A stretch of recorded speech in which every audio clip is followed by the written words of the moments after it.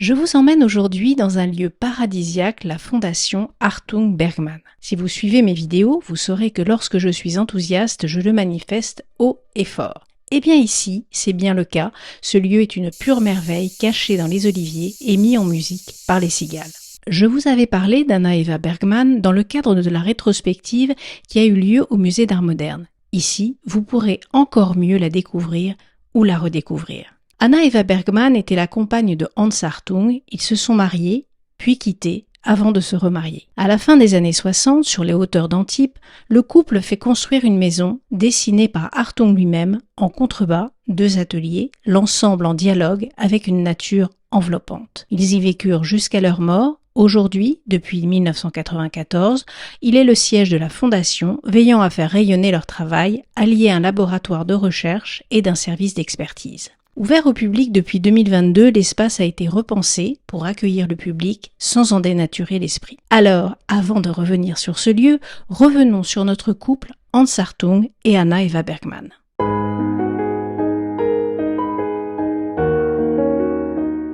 Je me permettrai de faire cette approche au travers de l'exposition qui s'achève le 27 septembre prochain. Partage du sensible, Hans Hartung, Anna Eva Bergman et Terias. Terias a été à l'origine des retrouvailles des 2 tourtereaux et a permis donc aux 2 artistes de se retrouver pour partager une vision de la peinture ou plutôt une vision de l'art commune. J'avoue bien volontiers que je ne connaissais pas cet artiste que j'ai découvert à l'occasion de ma visite. C'est une artiste, je dois dire, très intéressante, mais qui plus est, qui a partagé sa vie et son art avec le couple Bergman-Hartung comme amis proches. Vous aurez l'occasion de voir ses œuvres croisées avec celles de ses 2 amis. Terias, bien que moins connu, partage avec Bergman et Hartung un langage artistique abstrait. On peut y voir une similarité incontestable, doublée d'une vie marquée par des épreuves difficiles dont elle est ressortie plus forte. Terias a rencontré Anna Eva Bergman en Norvège en 1951, établissant une relation marquée par le respect mutuel et des influences réciproques. As est l'une des rares artistes à avoir rendu hommage à Bergman,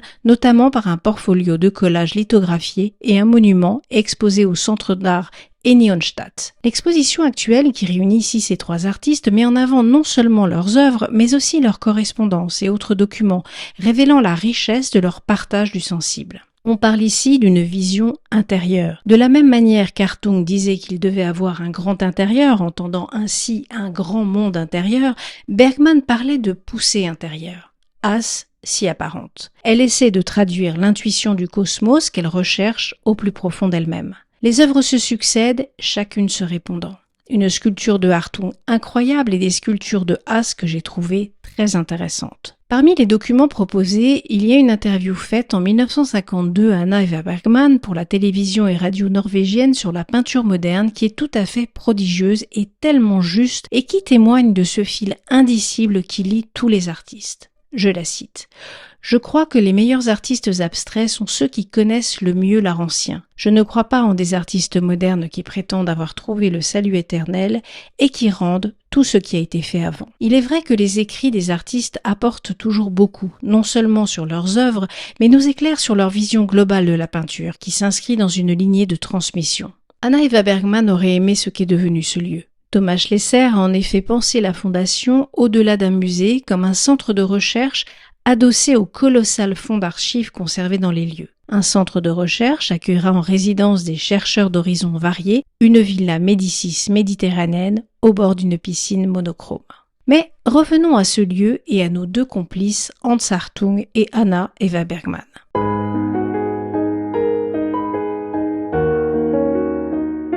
Je vous parlerai d'Hans Hartung au travers de son atelier que vous pourrez visiter et qui, à mon sens, semble encore vivant, tant le lieu est chargé. J'ai eu l'impression de pénétrer par effraction dans ce lieu et de m'approcher doucement d'Hans Hartung derrière ce fauteuil. J'ai presque eu l'impression de sentir sa présence. Quelques enregistrements sonores vont dans ce sens, un grand moment d'émotion. Et la musique. Oui, la musique occupait une place essentielle, Bach notamment, dans la vie des 2 artistes. L'un et l'autre avaient fait des études de piano poussées, couplés d'excellents danseurs. Tout est en place, les pulvérisateurs, le fauteuil roulant depuis lequel il peignait des toiles monumentales jusqu'à 3 mètres par 5 grâce à ses assistants et à des tyroliennes. Hartung avait été en effet amputé d'une jambe pendant la Seconde Guerre mondiale, qu'il a vécu au sein de la Légion étrangère pour lutter contre Hitler. Rien n'a changé depuis sa disparition le 7 décembre 1989. À la fin de sa vie, Hartung peignait avec une méthode qui était celle de la projection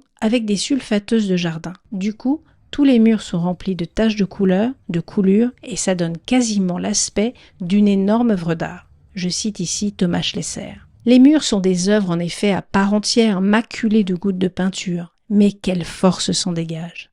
La fondation n'est pas seulement un musée, elle est un sanctuaire, un mémorial, sentiment confirmé dans la dernière pièce du parcours, dans le prolongement de l'atelier. Mais revenons à Hans Hartung. Hans Hartung est une des figures majeures de l'art abstrait du XXe siècle. Son œuvre se distingue par une approche innovante de la peinture, marquée par une exploration profonde des formes, des lignes et des couleurs. Vous aurez la chance de voir dans ce lieu des pièces maîtresses du peintre. Hartung est né le 21 septembre 1904 en Allemagne.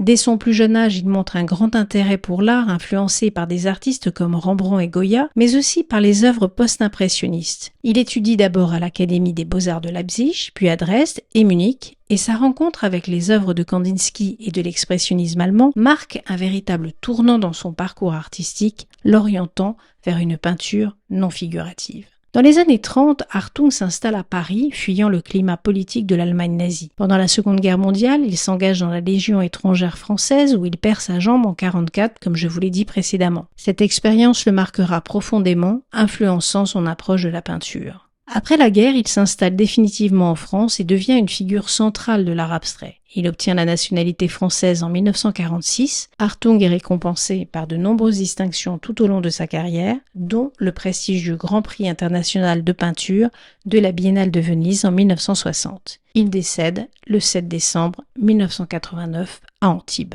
Hartung est souvent associé au mouvement de l'abstraction lyrique, bien que son travail ne se limite pas seulement à cette étiquette. Sa démarche artistique est caractérisée par une spontanéité gestuelle, certes, où le geste du peintre devient l'élément central de la création. Il privilégie les formes abstraites, les lignes dynamiques et les contrastes de couleurs intenses. Son travail se distingue par l'utilisation de techniques variées et souvent très novatrices. Hartung expérimente avec différents outils tels que les pinceaux, les brosses, les râteaux et même des branches d'arbres pour créer des effets uniques sur la toile. Il manipule aussi les matériaux pour obtenir des textures et des effets de lumière particuliers. Cette approche met en lumière son désir de capturer l'énergie du moment, un geste vif et maîtrisé qui évoque un certain lyrisme. Hartung a toujours entretenu un rapport intense et passionné avec la peinture. Pour lui, le geste artistique est à la fois un acte de création et d'expression personnelle. Il considérait la peinture comme un langage en soi, capable de traduire les émotions les plus profondes et les pensées les plus abstraites. Hartung voyait la toile comme un espace de liberté totale où il pouvait expérimenter sans contrainte. Contrairement à l'expressionnisme abstrait américain, plus dramatique et expansif, l'abstraction lyrique européenne représentée par Hartung notamment privilégie une forme de méditation intérieure, une réflexion sur le geste et l'énergie créatrice, un lien indéniable qu'il partage avec Anna Eva Bergman. Anna Eva Bergman bénéficie d'une vaste pièce blanche surmontée d'une mezzanine ouverte sur l'oliveraie et laissant pénétrer la lumière du nord. Là, elle installe un grand plan de travail où elle peut se livrer à ses minutieux collages à la feuille d'or ou d'argent et à ses peintures atmosphériques aux reflets changeants, empreints d'une mysticité incomparable, s'inspirant des effets changeants de la nature comme la pluie, les vagues ou l'horizon, qui sera d'ailleurs le sujet de son dernier tableau.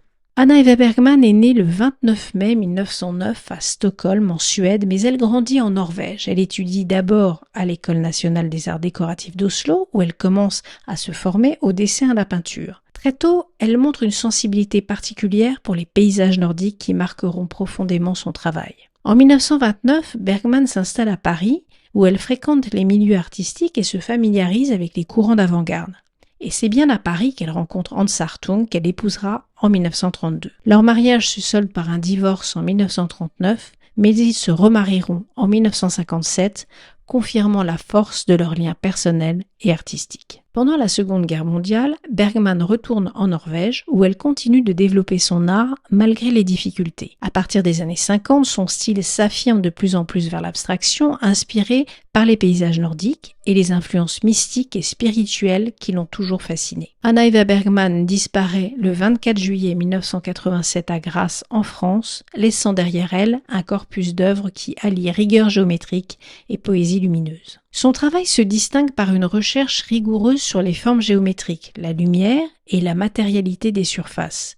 Ses œuvres sont souvent caractérisées par l'utilisation de feuilles d'or, d'argent ou de cuivre qu'elle applique sur ses toiles pour créer des effets de lumière et de reflets qui confèrent une dimension presque spirituelle à ses compositions. Bergman s'inspire largement de la nature, en particulier des paysages nordiques, qu'elle a connus dans son enfance. Elle traduit ces paysages en formes abstraites, cherchant à capturer l'essence de la nature plutôt que sa représentation figurative. Ses œuvres dégagent une impression de calme, de sérénité, grâce à l'utilisation de compositions simples et épurées, souvent dominées par des horizons, des montagnes ou des formes célestes. Elle développe également une approche unique du rapport entre la surface et la profondeur, jouant souvent sur la texture et la lumière pour donner à ses œuvres une impression quasi sculpturale. Elle considérait la lumière comme un élément fondamental de son art, non seulement pour ses qualités visuelles, mais aussi pour sa dimension symbolique.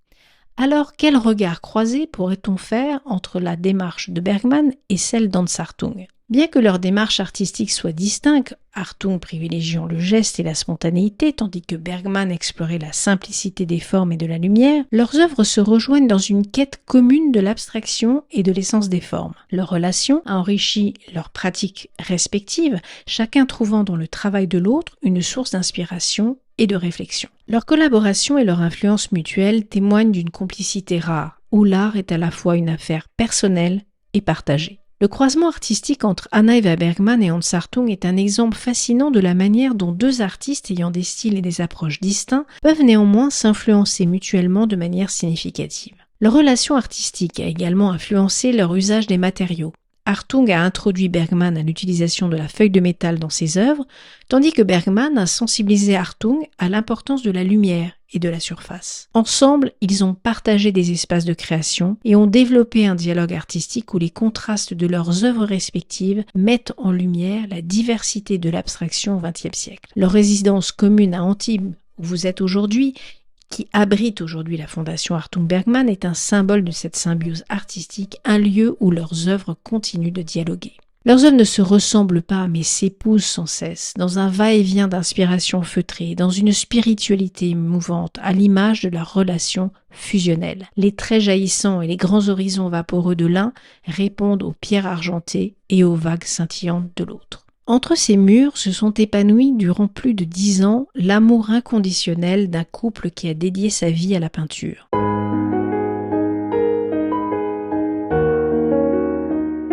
Alors, si je devais vous donner mon avis sur cette visite de la Fondation Hartung Bergman. Comme je vous le disais en début de cette vidéo, j'ai été littéralement enchantée par ce lieu.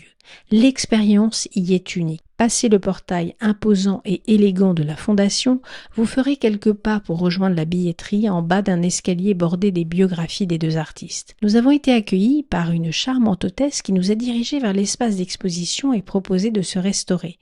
Un charmant café, en effet, vous tend les bras. La visite vous permet de découvrir, comme je vous l'ai dit, l'atelier d'Hartung et celui de Bergman et d'y découvrir les expositions. En l'occurrence, celle-ci était passionnante, d'autant que Terrias constitue un trait d'union intemporel entre les deux artistes et apporte un éclairage sur le travail de Bergman, moins connu que celui d'Hartung. Je vous invite, si vous n'avez pas vu l'exposition Bergman à Paris, à vous reporter à ma vidéo à ce sujet. Concernant la visite de la Fondation Hartung Bergman, c'est un essentiel dans une existence. Ce jour-là, il n'y avait que quelques personnes, améliorant sans conteste l'expérience dans la pureté de ce lieu.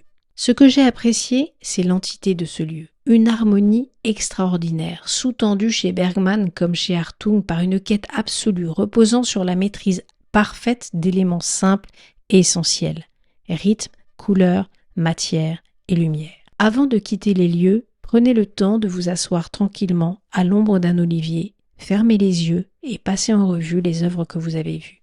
L'expérience y est unique et j'y reviendrai, sans aucun doute. À bientôt sur Expertise et Enchères pour de nouvelles visites de musées et d'expositions.